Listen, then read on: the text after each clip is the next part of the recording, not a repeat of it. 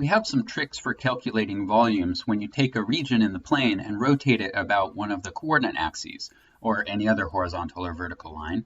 So let's look at one more example of that type. So let's do what we can to find the volume of the solid obtained by rotating the region enclosed by the x-axis, the graph of this polynomial, which I have pictured here, and the lines x equals 0 and x equals 1. So that region is going to be, let's see, x equals 0, x equals 1, and then the graph in the x-axis. So everything inside the dotted red lines here. And we're rotating this around the y-axis. So if we're going to use washers or disks, I guess it's going to have to be washers, that would mean that there's one disk that we get for every y value, like this. So for this y value, the radius of the disk is out here, and here's the disk, right? And when we do this, we have to write everything as a function of y, because there's one cross-section for every y value. So that means, well, for these y values here, this is no problem because the radius is a constant out here. But look at what happens when we get up to this point, up to these y values up here. There's, well, the cross-section looks, sorry, let me make it this y value, these y values here. So the cross-section at this y value is this piece, which produces a disk, so that's no problem. But also there's a little bit out here, and that produces a very thin washer way out here. And so we have sort of this one graph gives us these three intersection points, or these 3 points where we need to know x values. And since we need to write everything in terms of y, that means we would have to solve this equation for x. And that is not going to happen. That's just too messy. I mean, there is a cubic formula, so sort of in theory you could do it. But first of all, in practice, that's not really going to happen. And second, if you could do it in theory, well, I would make the example even messier so that you couldn't do it. So one way or another, what we're seeing here, the point of all of this is that when we, for some regions, slicing perpendicular to the axis of rotation, which produces disks and washers, just isn't practical. It's not a good way to solve this kind of problem for this particular shape because of this issue we're running into at the top here with all of these disks and washers, and we can't solve everything for y. So we're going to have to come up with a different way of thinking about what's going on here. So let's back up. Get rid of all of this mess. Okay, so we're same region. We're still rotating around the y-axis like this. I guess if we aren't going to have a cross-section for every y value, the only other option is to have a cross-section for every x value. So that would be like this, right? The cross-section of the region at this x value is this blue line here, this line segment. And the height of this line segment is just given by the formula for this polynomial. So the length of this line segment is going to be pretty easy to describe because it's already written as a function of x. But let's see what happens when we rotate this line segment about the y-axis. Well, it sort of swings around and gives us another copy of the line segment here, right? And we get this kind of shape. It's a cylinder, but not the top and the bottom and the insides, just sort of the side part of the cylinder. And that's just for this one x value.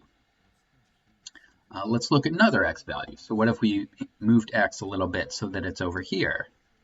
We'd get, the height would then be this, and we get a cylinder that looked like this. Something like this. And if we had an x value sort of in way close to the y-axis like this one, then our cross-section would look like this, and our cylinder would be sort of a more narrow tube like this. Okay, so you can see every vertical line segment that we get from the region that we're rotating, when you rotate that line segment about the axis of rotation, it produces this sort of the sides of a cylinder. And all of these cylinders are sort of nested together. And together they make up the solid that we get by rotating. And that solid is going to look something like this, right? So I guess not quite that high. So maybe more like this, right? So this solid is sort of filled in by all of these nested cylinders, all with different heights. So I guess what we're going to need to do to get the volume of this whole shape is to write down the volume of one of these cylinders and then just integrate. So let's find the volume of a cylinder, and it's going to be as a function of x, right? Because as we change x, as we change this x value down here, we're talking about different cylinders. So, well, each of these cylinders is sort of infinitely thin in the x direction, and so the volume is going to be dx times the area of that cylinder. So now all we need to do is write down the area of this cylindrical. It's sort of the sides of this cylindrical shell. So it's not the inside of the cylinder, but just the shell on the outside. Area of the sides of the cylindrical shell. Well, if you imagine slicing one of these shells and sort of laying it out flat, it's a rectangle. So all we need to do is figure out what is the height of this rectangle and what is the width of this rectangle. And that'll give us this area. So we need height times width, and then times dx. Well, the height, this height on our cylinder that we sliced, that's this distance here. But this green distance is determined by how high the graph is, right? So that's just going to be f of x. All right, and now let's look at the width here. Where does this width come from? Well, this width is the distance around this circle. And the distance around a circle, that's the circumference of the circle, and that's 2 times pi times the radius of the circle. So this 2 pi times the radius, that's the width. So f of x times 2 pi times the radius, and the radius, you know, for this particular setup, because we are rotating about the y-axis, the radius of this shell is this distance here, right? And remember, we're writing everything in terms of x, and so the radius is the distance from the y-axis out to this x value. Well, that's just x. So in this particular case, the radius is x dx. So our total volume, right, this v of x here is the volume of just one of these cylindrical shells. To get the total volume,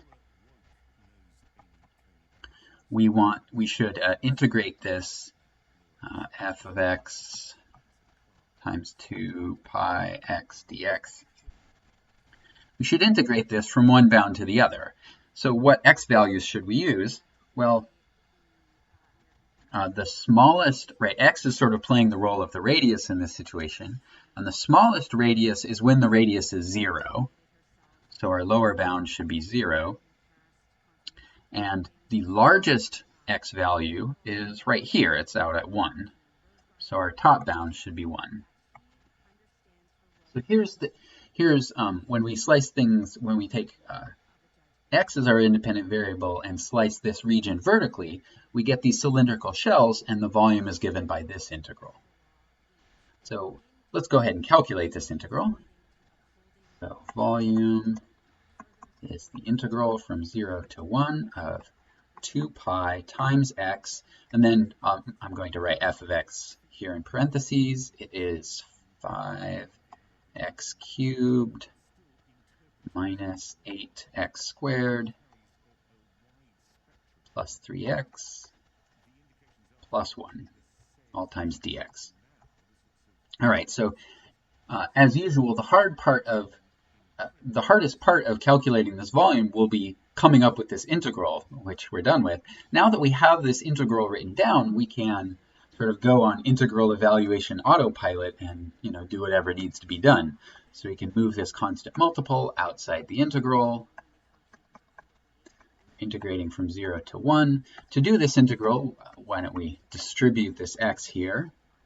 So that gives us 5x to the 4th minus 8x cubed plus 3x squared plus x dx.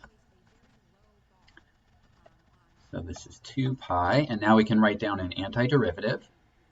So antiderivative of 5x to the 4th is x to the 5th minus, and then 2x to the 4th plus x cubed plus 1/2 x squared. And we're evaluating from 0 to 1. So take a moment just to check that this antiderivative is correct. Remember, you can always check your antiderivative is correct by taking its derivative and seeing if you get back to the integrand. So derivative of 5x to the 5th is 5x to the 4th. Derivative of 2x to the 4th is 8x cubed. And then derivative of x cubed is 3x squared. Derivative of 1/2 x squared is x. So yes, this antiderivative is correct. So now we can plug in our bounds. Now let's see, plugging in the top bound, 1, we get 1 minus 2 plus 1 plus 1/2. And then plugging in the bottom bound, 0, we get 0 for this one. So 2 pi times, let's see, these all cancel. So we're left with 1/2. And so we get pi. So this weird shape that we get by rotating this region, this sort of cylinder with a divot in the middle, and a sort of a raised rim halfway to the edge, the volume of that is exactly pi units of volume. All right, so this seems like an idea that we could use in general, so let's sort of summarize what we figured out. And to do that, let's sort of do the general situation where we find a volume obtained by rotating some graph of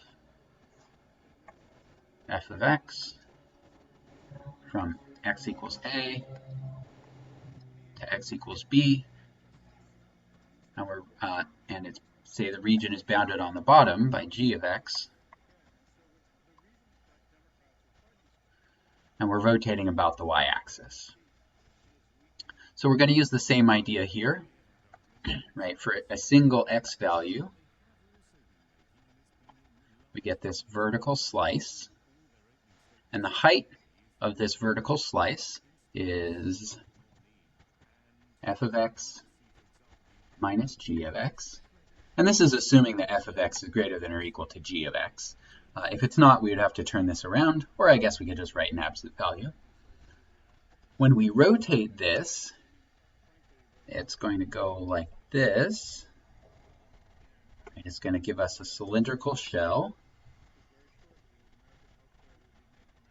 And the circumference of this cylindrical shell is 2 pi times the radius. And because we're rotating around the y-axis, the radius in this case, so I guess I'll just write r here, but in this case it's 2 pi x because we're rotating around the y-axis. So the volume of this thing is going to be the integral from a to b, because we have to add up the volume of each of these thin shells. It's 2 pi times the radius times the height, dx. And then we can put in our expression for the radius and the height. So 2 pi times the radius, which for this case is x, and times the height, which for this case is f of x minus g of x, dx. This is the total volume. So this formula here is the sort of thing that you'll see in textbooks when you see when you look up cylindrical shells.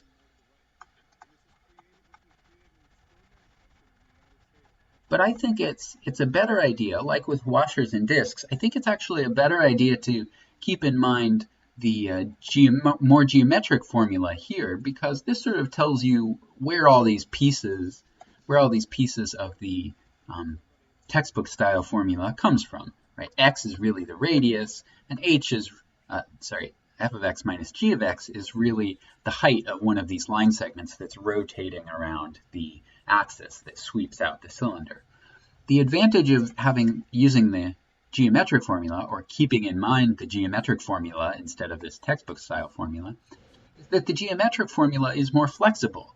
If you want to write things in terms of y instead of x, well, that's no problem if you're using the geometric formula, but if all you know is this textbook style formula, you might not know what to do. Also, if you rotate around some line other than a coordinate axis, that's no problem with this geometric style formula, but with this textbook style formula, it's hard to know what do you change if you want to rotate around, say, the line x equals 1 instead of x equals 0. So this geometric formula here is just a little more flexible. Of course, if you're going to use this for any particular example, you have to figure out for yourself what is r and what is h as a function of the independent variable here. But you should probably be doing that anyway, so there's not really much loss there.